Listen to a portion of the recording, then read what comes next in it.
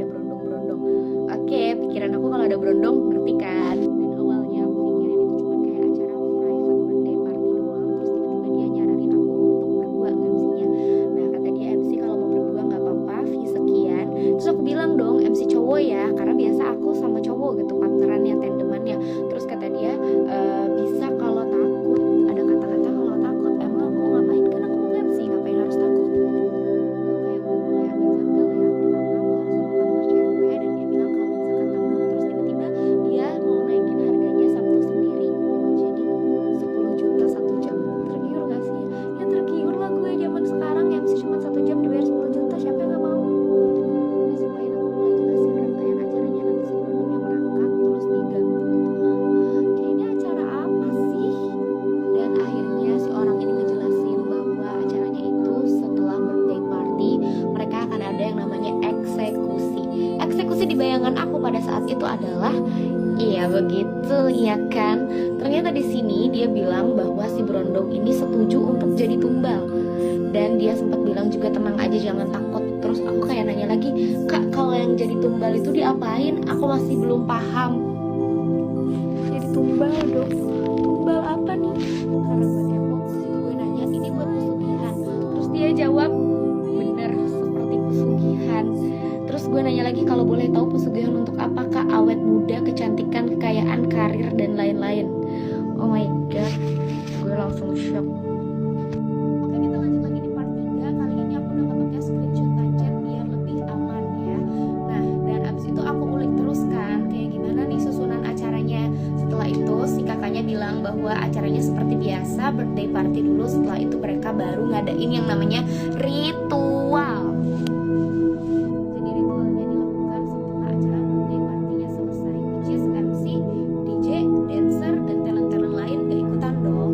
Nah, setelah itu baru mereka ngadain yang namanya ritual, dimana si tumbalnya ini dieksekusi. Yang aku bilang eksekusi, dan dia sempat bilang bahwa eksekusi ini ada dua cara, yang manual dan juga menggunakan mesin.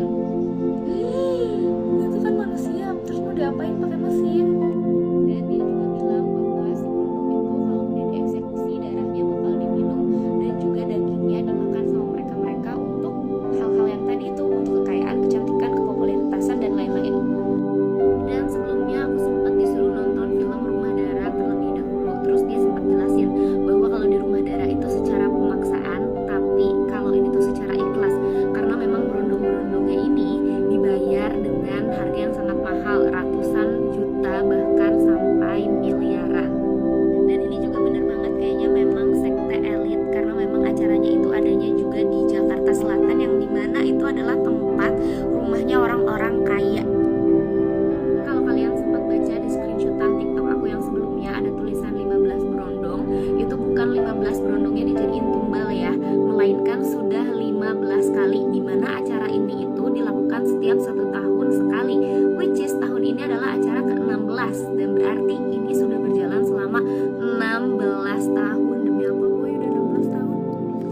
Jadi guys, si berondongnya ini sebelum dieksekusi, mereka sebelumnya bertahun-tahun sebelumnya memang sudah jadi simpanan dari si tantenya atau si orang yang akan membeli dia sebagai tumbal. Nah, berarti selama bertahun-tahun dia udah nikmatin dong fasilitasnya, dari mulai mobil, rumah, dan lain-lain. Nah, sampai pada akhirnya kalau udah waktunya, si berondong ini baru dibeli lagi dengan harga yang mahal untuk dijadiin tumbal. Dan biasanya backgroundnya si berondong itu berbeda-beda. Ada yang uangnya dipakai untuk memang bayar hutang, orang tuanya kelilit hutang, atau misalkan orang tuanya di kampung sakit. Jadi beda-beda tiap berondong backgroundnya. Hai teman-teman semuanya, jadi di part ini aku bakal kasih tahu bahwa kejadian ini memang sesuai dengan apa yang aku alami. Jadi kalau misalkan teman-teman beranggapan bahwa ini aku ceritanya ngarang atau misalkan aku halu, nah ini memang aku menceritakan apa yang orang ini chat ke aku. Jadi dengan sangat terpaksa kali ini aku harus memperlihatkan lagi beberapa screenshotan chat sebelumnya. Kenapa aku bisa tahu sampai sedetail itu rangkaian acaranya? Dan di sini aku juga sempat nanya lagi untuk rangkaian acaranya seperti apa, tapi ternyata dia malah nanya lagi yang eksekusi.